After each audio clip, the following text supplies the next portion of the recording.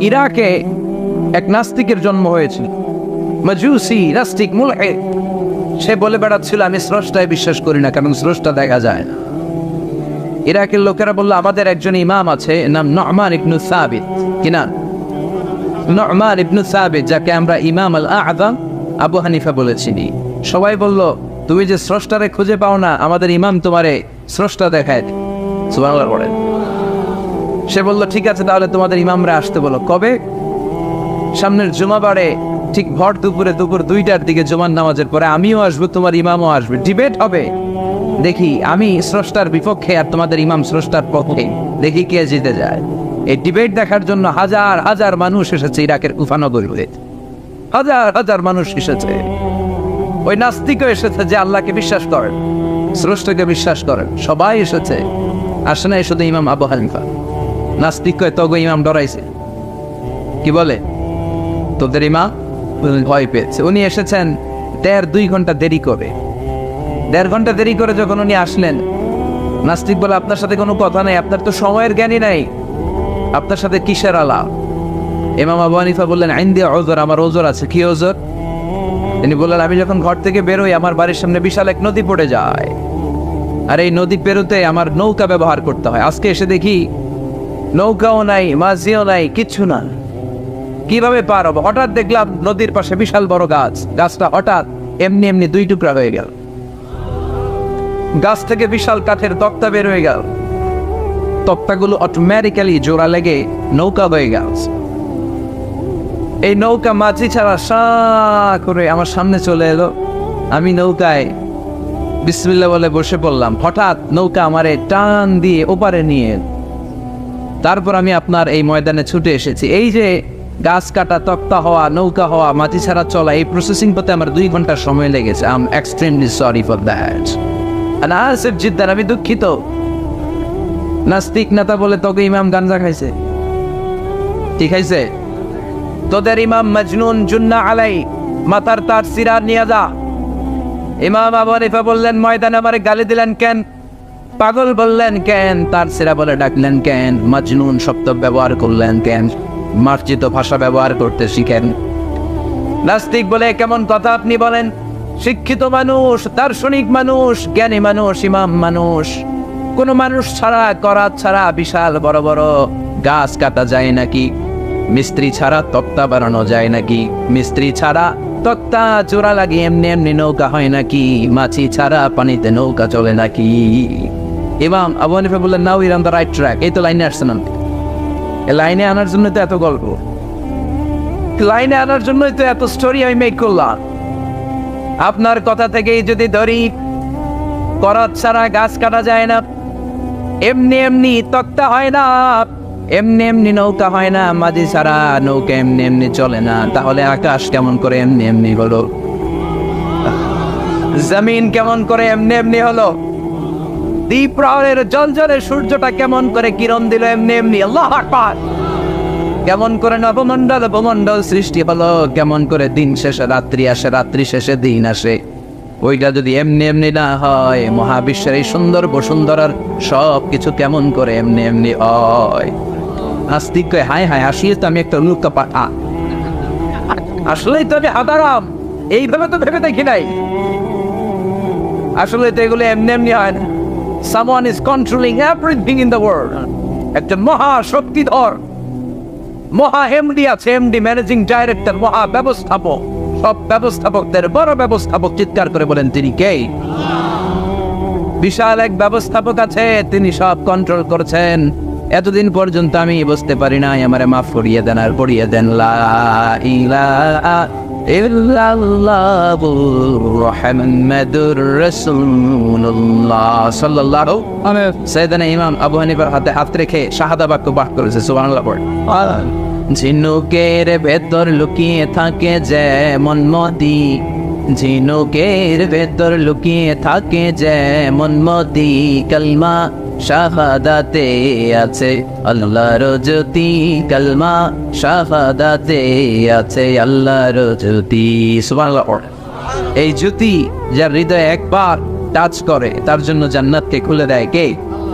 এজন্য এই সূরা পড়লে নাস্তিকরা নাস্তিক থাকবে না। নাস্তিকদের জন্য এখানে আল্লাহ মেডিসিন দিয়েছে, কিছু ডোজ দিয়েছেন। আলহামদুলিল্লাহ পড়ে। এই সূরা থেকে আমরা কিছু সময় কথা শুনতে রাজি আছেন তো? সূরার নাম চিল্লায় বলেন কি না? মুলক। মুলক মানে কি? মুলক মানে রাজত্ব, মুলক মানে ক্ষমতা, মুলক মানে পাওয়ার, মুলক মানে কিংডম, মুলক মানে সভরেনিটি। সুবহানাল্লাহ পড়ে। রব্বুল আলামিন বলেন তাবারাকাল্লাযী বিয়াদিহিল মুলকু ওয়া হুয়া আলা কুল্লি শাইইন কাদির। সুবহান সেই সত্তা যার হাতে ক্ষমতা আর তিনি সব বিষয়ে ক্ষমতাশীল। সুবহান। তাবারাকাল্লাযী বিয়াদিহিল মুলক, মহামহিম সে সত্তা, সুবহান সে সত্তা, বিয়াদিহিল মুলকু যার হাতে ক্ষমতা। ক্ষমতা কার হাতে? আল্লাহ। চিৎকার করে বলতে হবে কার হাতে? আল্লাহ। নাকি আমাদের হাতে? না সরকারের হাতে, পুলিশের হাতে, র্যাবের হাতে, মাশরাফির হাতে, হিরো আলমের হাতে? ক্ষমতা কার হাতে? ক্ষমতা শুধুমাত্র একজনের হাতে। চিল্লায় বলেন তিনি কে? আল্লাহ। আল্লাহর হাতে ক্ষমতা, আর তিনি হচ্ছেন সকল ক্ষমতার উৎস, সেন্টার অফ অল পাওয়ার্স। সব ক্ষমতার উৎস কে? নাকি জনগণ? আমরা কিন্তু এটাই শিখি, এদেশে আমাদেরকে রাষ্ট্রীয়ভাবে শেখানো হয় এটা রাষ্ট্রীয় পুকুরি। সকল ক্ষমতার উৎস জনগণ নয়, সকল ক্ষমতার উৎস কে? উনি ক্ষমতার উৎস, তিনি ক্ষমতাশীল, মহা ক্ষমতাধর। তার ক্ষমতার সাথে কারো তুলনা হয় না। আমাদের কি ক্ষমতা আছে? কথা বলে। বল্লা পোকা কেমন খাইছেন? হ্যাঁ, মৌমাছি কামড়াইছে, মৌমাছি কামড়াইলে চিল্লাচিল্লি শুরু করে। তো কি ক্ষমতা আছে আপনার? বল্লা কামড় মেয়েরা দেয় ধরে, ওটা ধরে তো মারবো, এটাও পারি। কুত্তায় কামড়াইলে আমরা কুত্তারে কামড়াইতেও পারি না। কথা বলেন। আমরা নাকি ক্ষমতার মালিক। পিছন থেকে কেউ যদি বলে হুজুর শাহ, মজা করে বলছি, এতই ভাবে আসলে যদি করে আসতো শব্দ, স্লোগান দেওয়ার বেলায় লিল্লাহে তাকবীর, আল্লাহু আকবার, আমার ভাই তোমার ভাই, কাপায় ফেলা মনে নয় ফেলাও। কথা বলেন। আর যদি পেছন থেকে কেউ আওয়াজ করে বলে শাহ, দৌড়। আপনারা কি দৌড় দিবেন? আমরা দিতে দৌড় দিন। কথা কর। চাচা আপনরা জীবন বাঁচানোর জন্য ভয়ে পাগল। সাপ লাগবে না, বাবা ভেঙছিলেন মাইথা দিয়ে নাই বোধ হয়। আছে আছে। কি করে? খালি লাফায়। 10টা বাবা ব্যাং যদি ছেড়ে দেওয়া হয় স্টেজে 2টা, আর বাকি 8টা এদিকে, বাবা ব্যাং আর কি লাভ দিন? এর সে লাফালাফি শুরু করবো আমরা। কথা বলে। আর আমরা দাবি করি আমরা ক্ষমতার উৎস। কোনো ক্ষমতা নাই। একবার ডায়রিয়া হলে 3বার টয়লেটে গেলে আর চেহারার দিকে তাকাও যায় না। কারে মাফ করে দে, আই মরে যাইও, আই হাইতান না, আছে না নাই? তো পারবেন না কেন? আপনার ক্ষমতার উৎস, আপনি না ক্ষমতার উৎস। আরে আপনার তো কোনোই ক্ষমতা নাই। খুলিকাল ইনসানু দাঈফা, মানুষকে দুর্বল থেকে দুর্বল করে তৈরি করেছে কে? এজন্য রব্বুল আলামিন বলেন তাবারাকাল্লাযী বিয়াদিহিল মুলকু ওয়া হুয়া আলা কুল্লি শাইইন কাদির। সুমহান সেই সত্তা যার হাতে ক্ষমতা। চিল্লায় বলেন ক্ষমতা কার হাতে? আল্লাহ। আমাদের হাতে কোনো ক্ষমতা নাই। আমরা হলাম দুর্বল। আমরা কি দুর্বল? দুর্বলের ঘরে দুর্বল। আমরা যখন জন্মেছিলাম দুর্বল। আমার ছোট্ট একটা মেয়ে আছে, আমি অবাক হয়ে থাকি যে আমিও তাইলে ছোটবেলায় এরকম ছিলাম। না খাওয়ালে খেতে পারে না, পেশাব পায়খানা করে, ঘর নষ্ট করে, বমি করে, দাঁড়াতে পারে না, শুইতে পারে না, লালা পড়তে থাকে, ক্লিন করতে হয়, সব সময় তাকে সার্ভ করতে হয়। কি দুর্বল ছিলাম আমরা। ওই দুর্বলতা থেকে যৌবনের সাময়িক একটা সময় পাই রক্ত গরম। এরকম রক্ত গরম তোমার আগে ছিল না। আগে তুমি দুর্বল ছিলা। তুমি শুধু দুর্বল না, তুমি দুর্বলের ঘরের দুর্বল। আমাদের 14 পুরুষ দুর্বল। চিল্লায় বলেন ঠিক কিনা? কি ক্ষমতা আমাদের? দুর্বল হয়ে দুনিয়ায় জন্মালাম, সাময়িক কিছু সময়ের জন্য যৌবনের শক্তি পেলাম, আবার ওইটার পরে আবার দুর্বল হয়ে গেল। রং ধরা যৌবন জং ধরে শেষ, আবার লাঠি নিয়ে হাঁটা লাগে। কোমরে ব্যথা, মাজায় ব্যথা, আবার পুজো হয়ে যায়। কি ক্ষমতা আছে আমার? কি ক্ষমতা আছে? একটু ভূমিকম্প হলে কাঁপাকাঁপি শুরু হয়ে যা, ঠিক কিনা? ভূমিকম্প হলে বাঁচার জন্য সব দেয় দৌড়। টেলিভিশনের কিছু লাইভ প্রোগ্রাম দেখলাম, উপস্থাপকও দৌড়, অতিথিও দৌড়। দেখেন নাই? লাইভ ব্রডকাস্টিং হচ্ছিল, সরাসরি সম্প্রচার। যখন দেখা যাচ্ছে চেয়ার কাঁপতেছে, উপস্থাপক দৌড়, আর মেহমানরা বসে আছে মাইক নিয়ে, কিছুক্ষণ পরে আরো কাঁপাকাঁপি বেড়ে গেল, মেহমানও দৌড়। কথা কর, 20 তলা 30 তলা দামি দামি বিল্ডিং গুলোর ফ্ল্যাটের ভেতরে যারা থাকে, তুফান শুরু হলে দেয় দৌড়। কথা কর, ভাড়াটিয়ারা দৌড়ায়, বাড়িওয়ালারা দৌড়ায় না। নিজের বাড়ি তো যখন দৌড় দেয় না, নাকি ভূমিকম্প হইলে ভাড়াটিয়াও দৌড়, বাড়িওয়ালাও দৌড়, সবাই। পুলিশের প্রধানও দৌড় দেয়, বাস্তবে তো র্যাবের প্রধানও দৌড় দেয়, প্রেসিডেন্টও দৌড় দেয়, শুধু প্রধানমন্ত্রী দৌড় দেয় না। দেয়, আমি কই নাই, কিন্তু আপনারা কইছেন। দোষ আপনাদের, আমার কোনো দোষ নাই। আমি প্রধানমন্ত্রীর কিছু বলি নাই। চাচা আপন প্রাণ বাঁচা।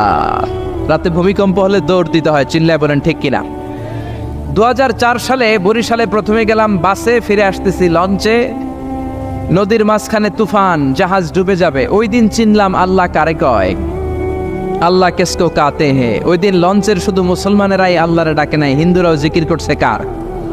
ওই দিন সবার মুখে একটা জিকির ছিল, লা ইলাহা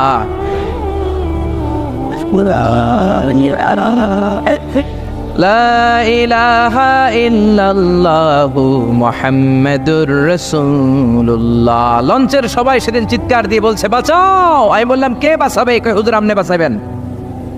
তো তাইলে আমারে বাঁচাইবো কে? কই হুজুর আপনারে বাঁচাইবো আল্লাহ। আসলে বিপদে পড়লে বোঝা যায় আমাদের কোনো ক্ষমতা নাই, ক্ষমতার মালিক হচ্ছেন একজন, তিনি কে? এজন্য রাব্বুল আলামিন বলেন, কুলিল্লাহুম্মা মালিকাল মুলকি তুতিল মুলকা মান তাশাউ ওয়া তানজিউল মুলকা মিম্মান তাশা ওয়া তুইজ্জু মান তাশাউ ওয়া তুযিল্লু মান তাশাউ বিয়াদিকাল খায়র ইন্নাকা আলা কুল্লি শাইইন কাদির। ও আল্লাহ, আপনি ক্ষমতার মালিক। ক্ষমতার মালিক কে? আপনি যারে চান ক্ষমতার চেয়ারে বসান, আবার যারে চান ক্ষমতা থেকে নামিয়ে দেন। ফেরাউনকে মিশরের মসনদে বসালো কে? আবার সাগরের পানিতে সুবানি খাওয়াইলো কে? নমরুদকে ইরাকের চেয়ারে বসালো কে? আবার মশার কামড় দিয়ে শেষ করে দিল কে? ডোনাল্ড ট্রাম্পকে আমেরিকার ক্ষমতার চেয়ারের মধ্যে বসালো কে? ডোনাল্ড ট্রাম্প যদি বান্দ্রামি করে, ওইটারও লাথি মাইরা নামায়া দিতে পারে কে? এজন্য আল্লাহ বললেন, তাবারাকাল্লাযী বিয়াদিহিল মুলকু ওয়া হুয়া আলা কুল্লি শাইইন কাদির। সুমহান সেই সত্তা যার হাতে ক্ষমতা, সব ক্ষমতা কার হাতে? জোরে বলেন না, কার হাতে? এই পৃথিবীতে অনেক দেশের প্রধানমন্ত্রী কিংবা প্রেসিডেন্ট ক্ষমতার চেয়ারে 5 বছরের মেয়াদে বসে, জানেন? জানেন না? না, কোন দেশে 5 বছরের মেয়াদে, কোন দেশে 10 বছরের মেয়াদে। তো আমার আল্লাহ ক্ষমতার চেয়ারে বসছে কয় বছরের মেয়াদে? কথা বলেন। 20 বছর, 50 বছর, 100, 200, এর চেয়ে বেশি? উনার ক্ষমতার নির্দিষ্ট মেয়াদ নাই, উনার আজীবন মেয়াদ। সুবহানাল্লাহ কইবেন না? ওয়াল আউয়াল ওয়াল আখির ওয়াল যাহির ওয়াল বাতিন ওয়া হুয়া বিকুল্লি শাইইন আলিম। আল্লাহ বললেন, আমি প্রথম, আমি শেষ, আমি প্রকাশ্য, আমি গোপন।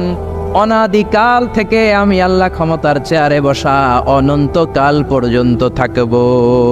ঠিক কি না? 5 বছর 10 বছরের মেয়াদে আল্লাহ ক্ষমতার চেয়ারে বসে নাই। আল্লাহর ক্ষমতার মেয়াদ হচ্ছে আজীবন মেয়াদ। চিল্লায় বলেন ঠিক কি না? বুঝে শুনে উত্তর দিবেন। পৃথিবীর অনেক দেশে ক্ষমতায় যেতে হলে ডেমোক্রেটিক সিস্টেমে ক্ষমতায় যেতে হয়, মানে ভোটে জিতে। তো আল্লাহ তো ভোটে জিতে ক্ষমতায় আসছে, তাই না? ভোট ছাড়া, হ্যাঁ, এমনি এমনি চলে আসছে। আবার পৃথিবীর অনেক দেশে ডিক্টেটরশিপ সিস্টেমে, মানে স্বৈরাচারী পদ্ধতিতে, জোর যার মুল্লুক তার, ওই সিস্টেমে ক্ষমতায় বসে। আল্লাহ তো এই সিস্টেমে আসছে না? আচ্ছা। আবার অনেক দেশে আছে মোনার্কি সিস্টেম, রাজতন্ত্র, বাবা রাজা, তার ছেলেও রাজা। তো আল্লাহর বাবা ছিল রাজা, এই জন্য আল্লাহও রাজা। বিষয়টা কেমন? আল্লাহ বললেন, খবরদার, আমার ক্ষমতার সাথে তোদের ক্ষমতা মিলাবি না। কুল হুয়াল্লাহু আহাদ আল্লাহুস সামাদ লাম ইয়ালিদ ওয়া লাম ইউলাদ ওয়া লাম ইয়াকুন লাহু কুফুয়ান আহাদ। লাম ইয়ালিদ ওয়া লাম ইউলাদ, আমি কাউরে জন্ম দেই নাই, আবার আমি কারো কাছ থেকে জন্ম নেই নাই, উত্তরাধিকার সূত্রে কারো কাছ থেকে ক্ষমতা পাই নাই। বিশ্বের শুরুতে, মহাবিশ্বের শুরু থেকে যে ক্ষমতার চেয়ারে আমি আল্লাহ বসে আছি, আমি আল্লাহ এই ক্ষমতার চেয়ারে শেষ পর্যন্ত থাকবো। চিল্লায় বলেন ঠিক কি না? আমাদের ক্ষমতার সাথে ওনার ক্ষমতার কোনো মিল নাই। আবার পৃথিবীর অনেক দেশে দেখবেন ক্ষমতায় যেতে হলে কোয়ালিশন করা লাগে। বাংলাদেশে এটা বলে জোট করা লাগে। কি করা লাগে? জোটের রাজনীতি বাংলাদেশে আছে না নাই? কথা বলেন, কথা কয় না, মনে হয় কিছু বুঝেই না। জোটের রাজনীতি আছে না নাই? জোট যার বেশি ক্ষমতা তার বেশি, ঠিক কি না?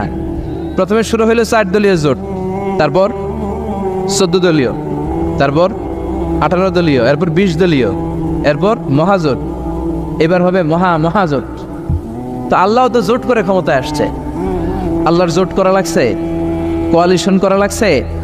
আল্লাহ বললেন খবরদার, ওয়ালাম ইয়াকুল্লাহু শারীকুম ফিল মুলকি ওয়া কাব্বিরহু তাকবীরা। আমার ক্ষমতায় কোনো অংশীদার দল নাই, আমার ক্ষমতার মধ্যে কোনো শরিক দল নাই, আমার কোনো জোট নাই, আমার কোনো কোয়ালিশন নাই। আমি একাই ক্ষমতার মালিক, আমার ক্ষমতায় ভাগ বসানোর মতো কেউ নাই। জোরে কোন ঠিক কিনা? আবার দেখবেন পৃথিবীর অনেক দেশে আন্দোলনের মাধ্যমে ক্ষমতার চেয়ার থেকে নামানো যায়। যিনি প্রেসিডেন্ট, একটা আন্দোলন করলে ক্ষমতা থেকে নামানো যায়, এরকম আছে না নাই? গণ অভ্যুত্থান করতে পারলে, আন্দোলন করতে পারলে ক্ষমতা থেকে নেমে যায়। আমি যখন মিশরে পড়াশোনা করি, মিশরের প্রেসিডেন্ট ছিল হোসনি মুবারক। মিশরে একটা আন্দোলন হলো, ওই আন্দোলনের ঠেলায় হোসনি মুবারক ক্ষমতা ছেড়ে দিতে বাধ্য হলো। তো আমরাও যদি পৃথিবীর সবাই মিলে আল্লাহর বিরুদ্ধে আন্দোলন করি, আল্লাহ ক্ষমতা ছেড়ে দিতে বাধ্য। বুঝে শুনে উত্তর দিয়েন।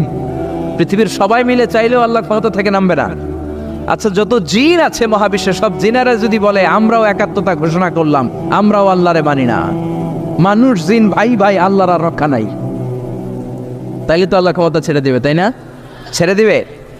আবার ফেরেশতারাও যদি বলে আমরাও মানি না, মানুষ জিন ফেরেশতা 3 দলীয় জোট। কয় দলীয়? কথা বলেন। মানুষ জিন ফেরেশতা 3 দলীয় জোট করে যদি আল্লাহর ব্যাপারে বিদ্রোহ করি, তাহলে আল্লাহর ক্ষমতা শেষ নাকি? আল্লাহর ক্ষমতা শেষ? আল্লাহ বললেন ওয়া আন্নাকুম গায়রু মুজিজিল্লাহ।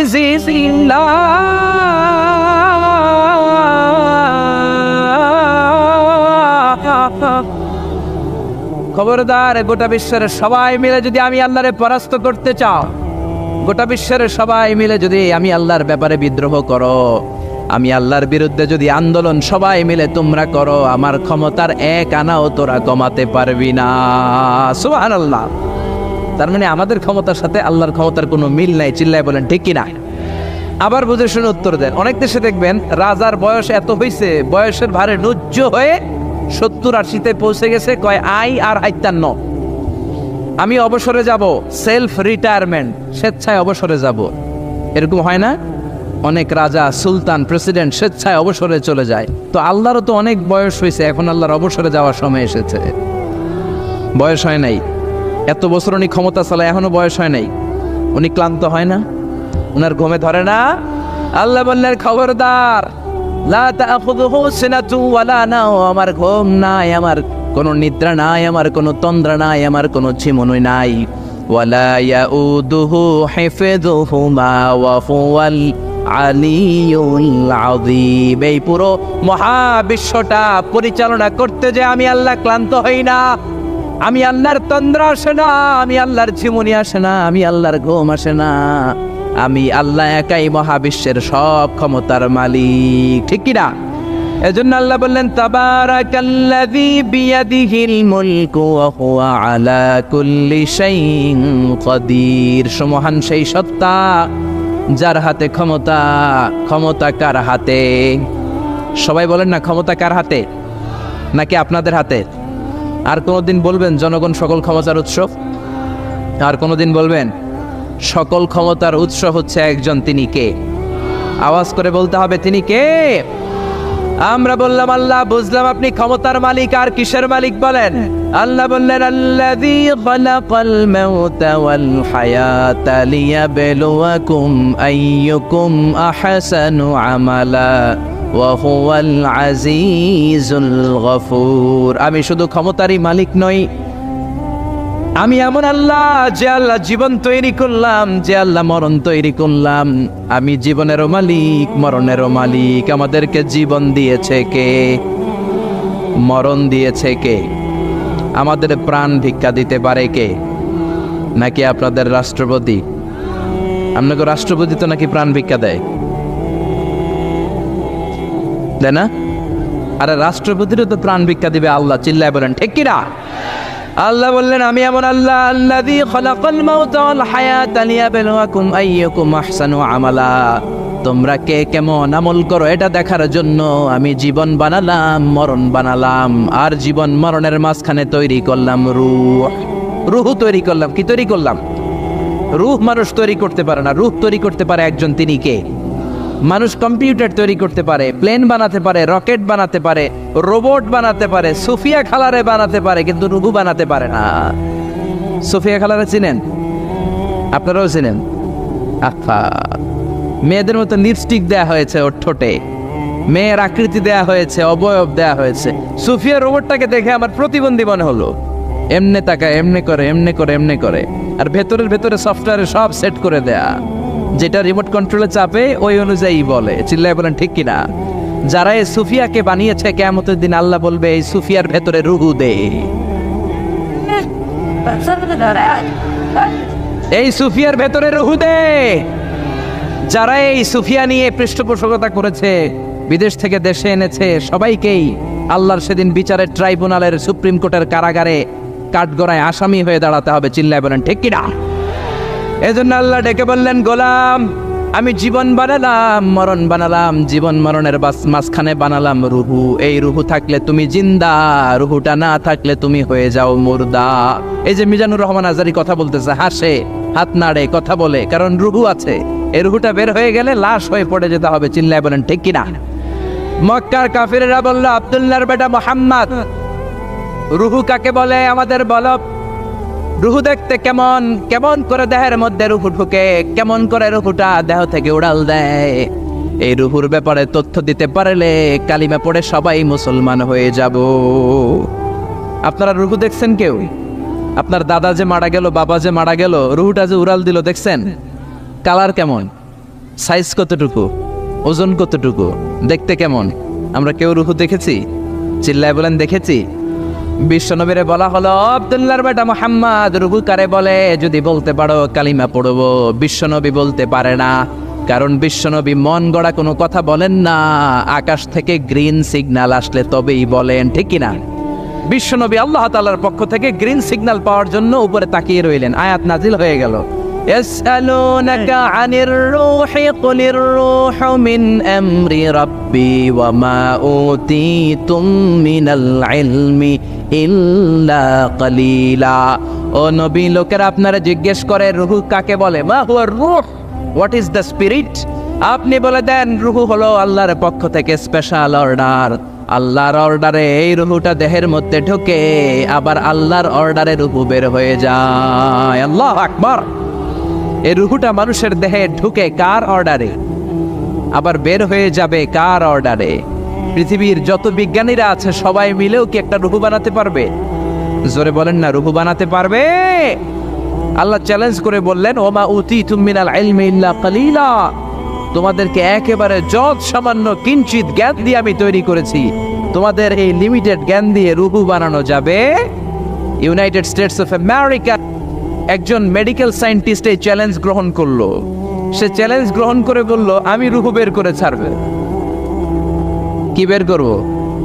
রুহু। আমেরিকার ওই মেডিকেল সায়েন্টিস্ট সে চ্যালেঞ্জ করে বলল, আমি রুহু বানাবো। কি বানাবো? উত্তর দিতে হবে কিন্তু। কি বানাবো? রুহু বানাবো। কেমন করে রুহু বের হয় এটা আবিষ্কার করে আমি নোবেল প্রাইজ জিতবো, নোবেল লরেট হব। 7 বছর সে গবেষণা করলো মুমূর্ষু রোগীদের নিয়ে। মুমূর্ষু রোগী নিয়ে বসে থাকে, কখন রুহুটা বের হবে, রুহু ধরার জন্য বসে থাকে। কিন্তু 7 বছরে হাজার হাজার মুমূর্ষু রোগীর দেহ থেকে রুহু উড়াল দিয়েছে, কিন্তু রুহু ধরতে পারে নাই। সুবহানাল্লাহ কইবেন না? আচ্ছা, এইবার তার মাথায় একটা চিন্তা আসলো, না এই পন্থায় হাঁটলে তো হবে না, আমি একটা কাজ করি। বুলেট প্রুফের গ্লাস দিয়ে একটা ছোট্ট গ্লাসের রুম বানাই, ওই গ্লাসের ভেতরে মুমূর্ষু রোগী ঢুকাইয়া দিব। বুলেট প্রুফ চিনেন তো? মানে গুলি মারলেও গুলি ঢুকবে না। আমাদের মাননীয় প্রধানমন্ত্রী, রাষ্ট্রপতি মহোদয়, ওনারা যে গাড়িগুলো চালায় এগুলো কিন্তু বুলেট প্রুফ, জানেন? গুলি মারলে গুলি ঢুকে না। তো উনি বুলেট প্রুফ গ্লাস দিয়ে, টেম্পার্ড গ্লাস দিয়ে ছোট্ট একটা রুম বানালেন, কাচের গ্লাস। উনি মনে মনে ভাবলেন, মুমূর্ষু রোগী যদি এই কাচের গ্লাসের ভেতরে ঢুকাই, যেহেতু বুলেট প্রুফ, কিছু ঢুকেও না, বাইরে হয় না, রুহু বাইরে কেমনে দেখি। তো কাচের গ্লাস বানিয়ে তার টিমের সবাইকে বলল, আইসিইউ থেকে একটা মুমূর্ষু রোগীকে ধরে আনো, আজকে আমি রুহু ধরে ছাড়ুম। তো মুমূর্ষু রোগীকে আনা হয়েছে ইন্টেন্সিভ কেয়ার ইউনিট থেকে, তাকে কৃত্রিম অক্সিজেন দিয়ে লাইফ সাপোর্টে রাখা হয়েছে। মেডিকেল টিমের প্রধান বলে, এই লোকটারে এই বুলেট প্রুফ গ্লাসের যে ছোট্ট রুম, এটার ভিতরে ঢুকানোর আগে চেক হিজ বিপি, তার বিপি মাপ, ব্লাড প্রেশার মাপ। তো মেপে দেখে ঠিক আছে। ওজন মাপ, বলে ওজন মাপা হলো, ওজন হচ্ছে 80 কেজি, 80 কিলোগ্রাম। কত কেজি? 80। সবাই বলেন কত কেজি? 80 কেজি। এবার মেডিকেল টিমের প্রধান বলে, মুমূর্ষু রোগীটার ভিতরে ঢুকিয়ে দে। ঢুকানো হলো। এবার সে বলল, লাইফ সাপোর্ট খুলে ফেল। সবাই বলে, স্যার লাইফ সাপোর্ট খুলে ফেললে তো মরে যাবে। মেডিকেল টিমের প্রধানকে মারার জন্যই তো আনছি, এটার না মারলে আমি রুহু পামু কেমনে? এটা রুহুটা তো বের করতে হবে দেহ থেকে। তো যেই কথা সেই কাজ, ঢুকানো হলো, লাইফ সাপোর্ট খুলে ফেলা হলো। লোকটা গ্লাস ফিটিং করা রুমের ভেতরে ছটফট করতে করতে দুনিয়া থেকে বিদায় নাই। এবার মেডিকেল টিমের প্রধান রুহু খুঁজতেছে। দুনিয়া থেকে বিদায়, তার মানে তো রুহু বের হয়ে গেছে, কিন্তু রুহু আর খুঁজে পায় না। গ্লাসের এই দিকে তাকায়, ওই দিকে তাকায়, নিচে উপরে, ডানে বায়ে, সামনে পেছনে, কোথাও রুহু নাই। রুহু খুঁজে পাওয়া যায় না। সে ভাবলো, আমি গ্লাসের দরজাটা খুলে হাত দিয়ে এরকম বাইং মাছ যেমনি হাতায়, এরকম হাতাইলে হয়তো রুহু পাবো। তো কাচের গ্লাস খুলে হাত দিয়ে এরকম হাতানো শুরু করলো। হাতাতে হাতাতে পুরো গ্লাস ফিটিং করা রুমের ভিতরে সব খুঁজে ফেললো, কিন্তু রুহু খুঁজে পাওয়া যায় নাই। লোকটাকে বের করা হলো। উনি বললেন, check his BP, BP মাপতো।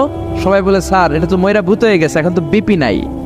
BP বুঝেন তো, ব্লাড প্রেশার। এই যে ধাক্কাটা, অলিন্দ নিলয়, সিস্টলিক ডায়াস্টলিক, জন্মের পর থেকেই আমাদের এই যে দম নেয়া আর দম ছেড়ে দেওয়ার খেলাটা আছে না নাই?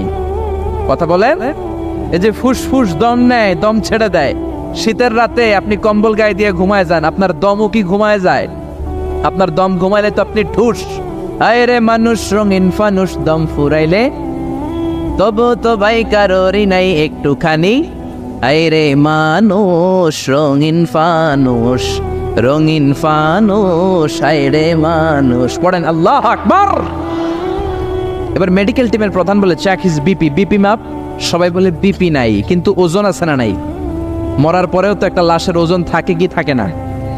এবার মেডিকেল টিমের প্রধান বলে, চেক হিজ ওয়েট, ওজন মাপ। এবার ওজন স্কেলে সরানোর পরে দেখা গেল লোকটা মরার আগে ছিল 80, এখন হয়ে গেছে 78 কেজি। কয় কেজি? মরার আগে লোকটা ছিল কয় কেজি? মরার পরে ওজন দেওয়ার পরে ওজন হয়ে গেছে কয় কেজি? কমছে কয় কেজি?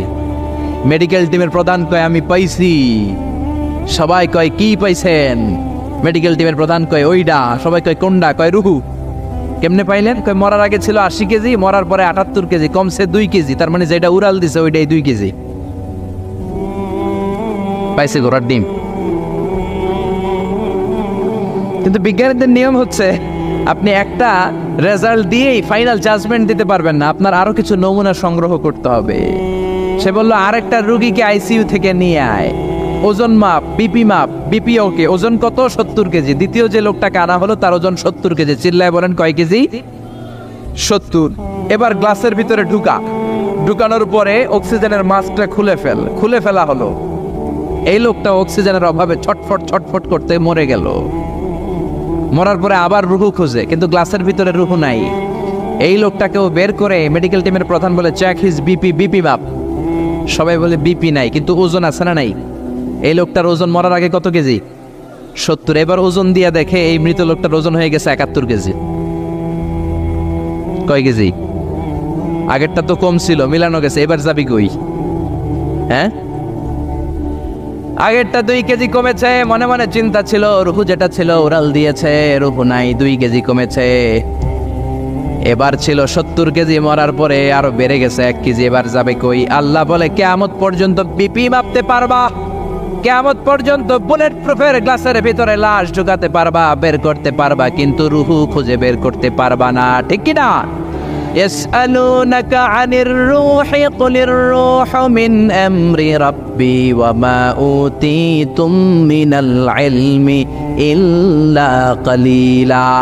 নবী লোকেরা আপনার রূহের ব্যাপারে জিজ্ঞেস করে, আপনি সোজা সাপটা লোকদেরকে বলে দেন, রূহ হলো আমার আল্লাহর আদেশ মাত্র।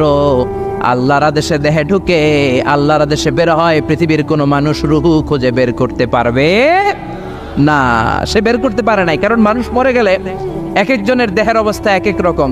কারো হাতটা টাইট হয়ে যায়, খিঁচুনি দিয়ে দেহের সবকিছু জমাট বেঁধে যায়, ওজন কিছু বেড়ে যায়। আবার কারো দেহটা ফেসফেসে হয়ে যায়, দেহের পেটের ভেতরে যত গ্যাস ছিল এগুলো বের হয়ে দেহটা পাতলা হয়ে যায়। পাতলা হোক আর ভারী হোক, ওইটা মেজারমেন্ট করে রূহ খুঁজে বের করা যায় না। চিল্লায় বলেন ঠিক কিনা? আমরা বললাম আল্লাহ, বুঝলাম আপনি ক্ষমতার মালিক, আপনি রুহুর মালিক, আর কিসের মালিক বলেন?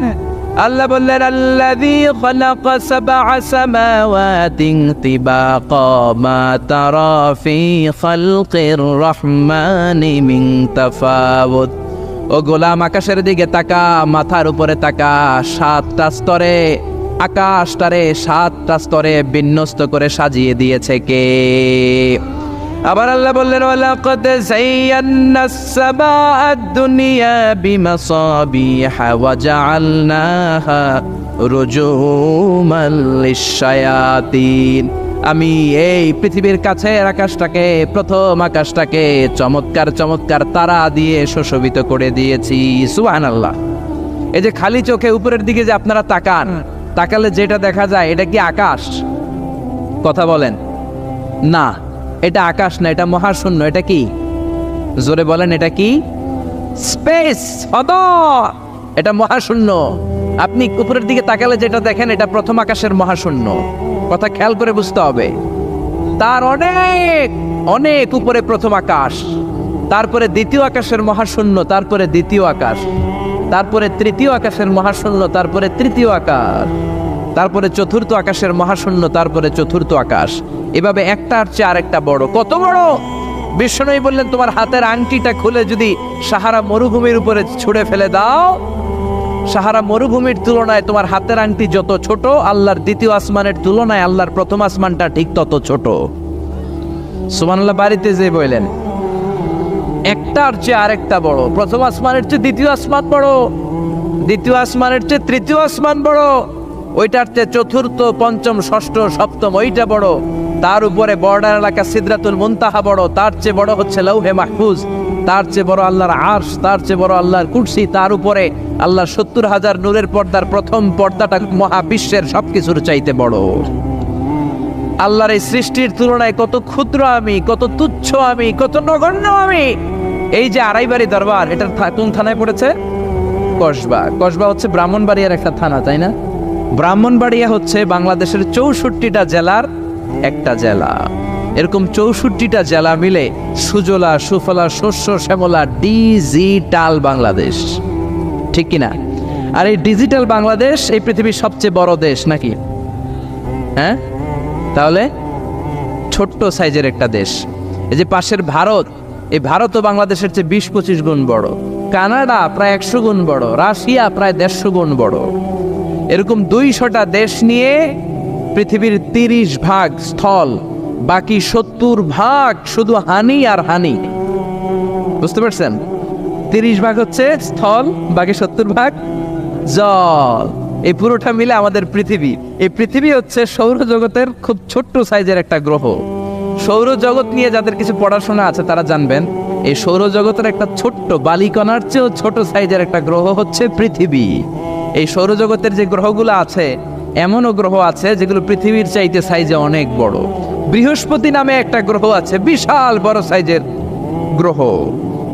যেই সূর্যের আলো পেয়ে আমরা বেঁচে আছি, এই সূর্যটা পৃথিবী থেকে 13 লক্ষ গুণ বড়। সুবহানাল্লাহ। বাড়িতে যে দেখছেন, বাড়িতে যে বলতে বললে এদিকে বলে ফেলায়, আসতে বলতে বললে চিল্লায় বলে। ডিজিটাল সিস্টেম, সরকার ডিজিটাল, দেশ ডিজিটাল, বক্তা ডিজিটাল, শ্রোতাও ডিজিটাল। আশা করি মাইকটাও ডিজিটাল না? আলহামদুলিল্লাহ, ডিজিটাল হতে হবে।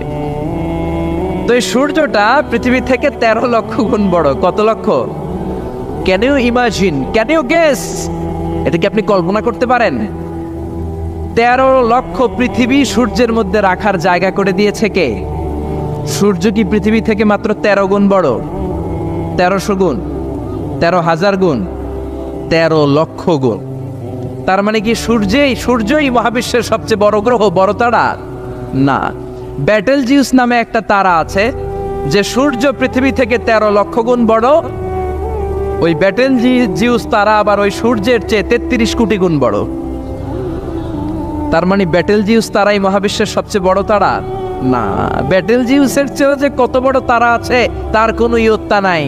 এরকম lakh lakh, million, billion, trillion, zillion, billion, octillion, কত অক্ট্রিলিয়ন তারা যে আমাদের গ্যালাক্সি মিল্কি ওয়েতে আছে, ইউনাইটেড স্টেটস অফ আমেরিকার নাসার বিজ্ঞানীরা আজও হদিস করতে পারে নাই। চিল্লা এখন আল্লাহু আকবার। সূর্যের পরে পৃথিবীর সবচেয়ে কাছের তারার নাম হচ্ছে প্রক্সিমা সেন্ট্রাই, তারপরে আলফা সেন্ট্রাই এ, আলফা সেন্ট্রাই বি, ইটা ক্যারিনা, ব্যাটেলজিউস একটার চেয়ে আরেকটা বড়। আসেন এই শীতের রাতে আমরা সূর্যের পরে পৃথিবীর সবচেয়ে কাছের যেই তারা প্রক্সিমা সেন্ট্রাই, এই শীতকালের একটা পিকনিক করে আসি ওখান থেকে। প্রক্সিমা সেন্ট্রাইতে আমরা পিকনিক করতে যাবেন? ওখানে যদি আমরা শীতকালীন পিকনিক করতে যাই তাহলে আমাদের কত সময় লাগবে? ছোট্ট একটা আইডিয়া দেই তো। আমরা যে পিকনিকে যাব, যারা যারা হাত তোলেন, কিভাবে যাইবেন? গাড়িতে? কেন? প্লেনে? রকেটে? হ্যাঁ, রকেটে যাইতে হবে, প্লেনে যাওয়া যাবে না। কারণ বর্তমান বিশ্বে সবচেয়ে দ্রুতগামী যে প্যাসেঞ্জার প্লেন আবিষ্কার হয়েছে এটার নাম হচ্ছে বোম সুপারসনিক। কি নাম? Bomb supersonic. Bomb bomb Afridi না, আবার বোম সুপারসনিক। এটা ঘন্টায় চলে 1300 কিলোমিটার বেগে। এটা দিয়েও যাওয়া যাবে না, কারণ কোনো প্যাসেঞ্জার বিমান দিয়ে এই যে মাধ্যাকর্ষণ শক্তি এটাকে ডিঙানো যায় না। আমাদেরকে যেতে হবে রকেট দিয়ে। কোন রকেট দিয়ে যাব? যে রকেট দিয়ে নীল আর্মস্ট্রং, এডউইন অলড্রিন আর মাইকেল কলিন্স 1969-এ চাঁদে নেমেছিল। ওই রকেটটার নাম হচ্ছে অ্যাপোলো 11। যারা যারা হাত তুলছেন একটু নামটা মুখস্থ রাখেন, অ্যাপোলো 11। তাহলে আপনি ঘুরে আসলে লোকেরা জিজ্ঞেস করতে পারে কোন রকেটে গেছিলেন, তখন বলতে হবে না অ্যাপোলো 11-এ গেছিলাম। তো ঠিক আছে, যারা যারা হাত তুললেন তারা আর আমি এখন পৃথিবী থেকে সবচেয়ে কাছের যে তারাটা প্রক্সিমা সেন্ট্রাই তার নাম, ওইখানে পিকনিকে যাব। তো এই যে রকেটটা দিয়ে যাব অ্যাপোলো 11, এটা কত দ্রুত চলে এটা আগে শোনেন। এই অ্যাপোলো 11 সেকেন্ডে চলে 11 কিলোমিটার বেগে, মিনিটে চলে 660 কিলোমিটার বেগে, আর ঘন্টায় চলে 39,000 কিলোমিটার বেগে। সুবহানাল্লাহ, মজা করে কইতে পারলেন না? 39,000 কিলোমিটার বেগে ঘন্টায় চলে। আচ্ছা, বাংলাদেশ থেকে আমেরিকা কত কিলো হবে? 8-10,000 কিলো। তার মানে এই রকেটটা দিয়ে বাংলাদেশ থেকে আমেরিকায় 1 ঘন্টায় 4 বার আসা যাওয়া করা যাবে। সুবহানাল্লাহ পড়েন। তো যারা যারা হাত তুলেছেন, আসেন আমরা এই রকেট দিয়ে পৃথিবীর সবচাইতে কাছের তারা প্রক্সিমা সেন্ট্রাইতে শীতকালের পিকনিকে যাব। কিন্তু যাবেন যে কত সময় লাগবে এটাও তো জানার দরকার আছে না নাই? যেই রকেটটা অ্যাপোলো 11 ঘন্টায় চলে কত হাজার কিলোমিটার বেগে? 39,000 কিলোমিটার বেগে। 39,000 কিলোমিটার বেগে ছুটে এরকম একটা রকেট দিয়ে যদি পৃথিবীর সবচেয়ে কাছের তারায় আমরা পৌঁছতে চাই, আমাদের 1,15,000 বছর লেগে যাবে। কেন ইমাজিন? আপনি কল্পনা করতে পারেন যে রকেটটা ঘন্টায় ছুটবে আপনাকে নিয়ে 39,000 কিলোমিটার বেগে, ওই রকেটটা দিয়ে পৃথিবীর সবচেয়ে কাছের যে তারাটা ওইটাতে পৌঁছতে আমাদের 1,15,000 বছর লেগে যাবে। তার মানে আল্লাহ যদি বলে যা আজারি কি আর করবি, তোর যখন এত শখ হয়েছে, যারা যারা হাত তুলছে তোরে আর ওদেরকে আমি 1,15,000 বছর হায়াত দিয়ে দিলাম। তা আমরা যদি যাইতে শুরু করি, বাকি যারা হাত তোলা নাই এরা মরে ভূত হয়ে যাবে। শুধু এরা না, এদের নাতিপুতিও মরে শেষ, আমাদের নাতিপুতিও শেষ। সবাই মরতে মরতে মরতে মরতে 6,000 প্রজন্ম, 6,000 জেনারেশন যখন মরে ভূত হয়ে যাবে, তখন আমাদের ওই তারার মধ্যে নামার সময় হবে। সুবহানাল্লাহ কইবেন না? গ্রিক সভ্যতার সময়কালে গ্রিকদের একটা সভ্যতা আছে, নাম শুনছেন না? গ্রিক সভ্যতা, মিশরীয় সভ্যতা, মেসোপটেমিয়াম সভ্যতা, ইনকা সভ্যতা, মহেঞ্জোদারো সভ্যতা, চিচেন ইৎজা সভ্যতা। তো এই যে গ্রিক সভ্যতার সময়কালে কেউ যদি এই প্রক্সিমা সেন্ট্রাইতে এই রকেটটা দিয়ে যাওয়া শুরু করত, তাহলে 2018 সালে তাদের পুরো সফরের মাত্র 4% কমপ্লিট হতো। 96% ট্যুর তখনও বাকি থেকে যেত। চিল্লায় পড়েন আল্লাহু আকবার। ওই আল্লাহ ডেকে বললেন, গোলাম ওয়ালাকাদ যায়্যানাস সামাআদ দুনিয়া বিমাসাবিহা ওয়া জাআলনাহা রুজুমান লিশ-শায়াতিন। এরকম বিশাল বিশাল তারকারাজি দিয়ে, তারা দিয়ে প্রথম আকাশটাকে আমি আল্লাহ সুশোভিত করে দিয়েছি। পড়েন সুবহানাল্লাহ। তো এরকম তারা কি মহাশূন্যে শুধু একটা আছে? কত হাজার আছে কেউ জানে না। চিল্লায় বলেন ঠিক কিনা? সূরাতুল মুলক অনেক লম্বা, তো আমি হাইলাইটেড জায়গাগুলো নিয়ে আপনাদের সাথে কথা বলি। এরপরে রব্বুল আলামিন প্রথম রুকুর শেষের দিকে বললেন, ওয়া আসিররু কাওলাকুম আও ইজহারু বিহি ইন্নাহু আলিমুম বিযাতিস সুদূর। ও গোলাম, তোমরা আস্তে কোনো কথা বলো, প্রকাশ্যে বলো কিংবা গোপনে বলো, কেউ শোনে না, শোনে কে? চিল্লায় বলেন, কেউ যেটা দেখে না দেখে কে? কেউ যেটা শোনে না শোনে কে? দুনিয়ার সবার চোখ আপনি ফাঁকি দিতে পারবেন, আমার আল্লাহর চোখ ফাঁকি দেয়া যাবে নাকি? আচ্ছা বলেন তো, পুলিশের চোখ ফাঁকি দেয়া যায় কি যায় না? র্যাবের চোখ, বিমানবন্দরে কাস্টমস অফিসারের চোখ, দুর্নীতি দমন কমিশনের অফিসারের চোখ, পরীক্ষার হলে ম্যাজিস্ট্রেটের চোখ, কিন্তু আমার আল্লাহর চোখ ফাঁকি দেয়া যায়? আপনি রাত্রিবেলা দরজা বন্ধ করে জানলা আটকে দিয়ে বাতি বন্ধ করে পাপ করেছেন, অন্যায় করেছেন, কেউ দেখে নাই, দেখেছে কে? এরপরে আল্লাহ বললেন, আওয়ালাম ইয়ারাউ ইলা তাইরি ফাওকাহুম সাফাতিন ওয়া ইয়াকবিদনা মা ইউমসিকুহুন্না ইল্লার রাহমান ইন্নাহু বিকুল্লি শাইইন বাসীর। আল্লাহ ডেকে বললেন, গোলাম ওরা কি পাখির দিকে তাকায় না? আওয়ালাম ইয়ারাউ ইলা তাইর, ওরা কি পাখির দিকে নজর করে না? ফাওকাহুম সাফাতিন ওয়া ইয়াকবিদ, যেই পাখিগুলো ওদের মাথার উপর দিয়ে উড়ে বেড়ায়, যেই পাখিগুলো ওদের মাথার উপরে ডানাগুলো মেলে দেয়, আবার ডানাগুলো ছাপটে জমিনের মধ্যে নেমে আসে, ওরা কি পাখির দিকে তাকায় না? কেউ যদি পাখি নিয়ে গবেষণা করে সে নাস্তিক হতে পারে। আপনি যদি পাখি নিয়ে রিসার্চ করেন আপনি নাস্তিক হতে পারবেন না। এজন্য আল্লাহ তাআলা পবিত্র আল কোরআন আল কারীমের অনেক জায়গায় পাখির কথা বললেন, পাখি দিয়ে আল্লাহ দৃষ্টান্ত দিলেন। সুলাইমান আলাইহিস সালামকে আল্লাহ তাআলা একটা স্পেশাল পাখি দিলেন, ওটার নাম হচ্ছে হুদহুদ। 1000 মিটার উপর থেকেও তার এই পাখির চোখে মেগাপিক্সেল এত বেশি ছিল, জমিনের দিকে নজর করেই জমিনের কত ফুট নিচে মিষ্টি পানি আছে এই পানির সন্ধান সে সুলাইমান নবীকে দিয়ে দিত। সুবহানাল্লাহ পড়েন। কত কিসিমের, কত ধরনের, কত রং বেরঙের পাখি যে আল্লাহ পৃথিবীতে বানিয়েছেন তার কোনো ইয়ত্তা নেই। হামিং বার্ড নামে একটা পাখি আছে, নর্থ আমেরিকাতে পাওয়া যায়, পৃথিবীর সবচেয়ে ছোট্ট সাইজের পাখি। এটা যখন প্রাপ্ত বয়সে পৌঁছে এই পাখিটার সাইজ হয় মাত্র 3 ইঞ্চি। কয় ইঞ্চি? পৃথিবীর সব পাখি সামনের দিকে উড়ে, আর এই হামিং বার্ড সামনেও যেমনি উড়ে পিছনের দিকে উঠতে পারে। সুবহানাল্লাহ কইলেন না? এই পাখিটা প্রতি সেকেন্ডে তার পাখা ঝাপটায় 80 বার। কয়বার? আমি আপনি আমাদের হাতগুলো 1 সেকেন্ডে ঝাপটাতে পারবো কয়বার? 4 বার, সবচেয়ে বেশি হলে 5 বার।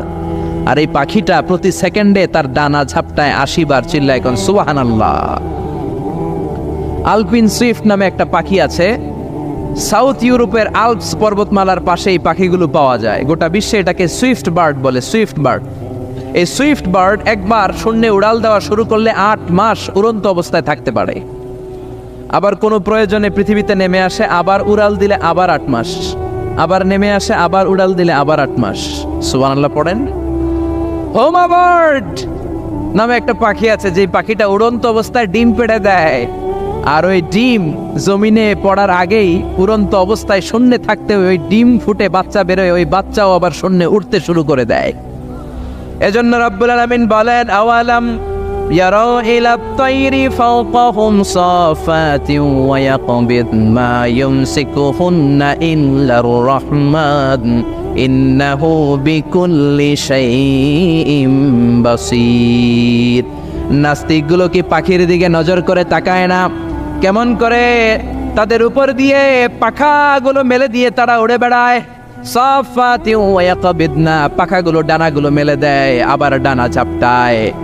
এই পাখিগুলোকে শূন্যে কেউ ধরে রাখে নাই, ধরে রেখেছে একজন, তিনি হলেন আমার আল্লাহ। তিনি কে? এই যে পাখিগুলো শূন্যে উড়ন্ত অবস্থায় থাকতে পারে, ওদেরকে শূন্যে উড়ন্ত অবস্থায় রাখলো কে? জোরে বলেন কে? ছোট্ট হাঁসের বাচ্চা পৃথিবীতে আসার সাথে সাথে কেমন করে পানিতে সাঁতার কাটে?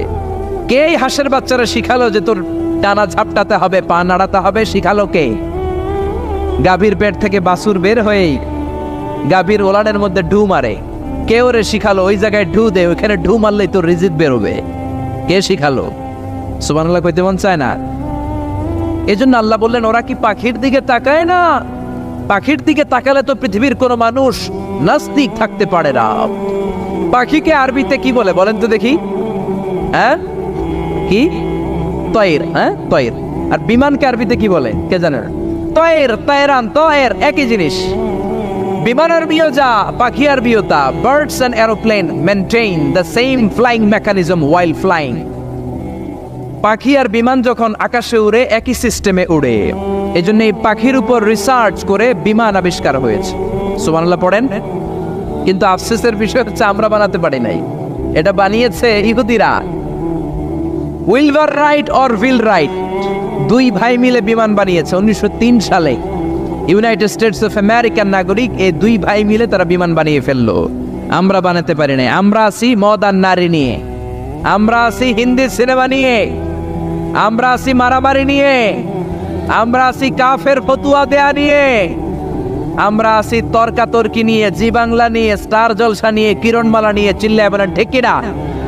স্টার জলসা হায়ারে জিহি বাংলা, নষ্ট করলো হয়ে আমার সোনার বাংলা। স্টার জলসা হায়ারে জিহি বাংলা, নষ্ট করলো হয়ে আমার সোনার বাংলা। ঠিক কিনা?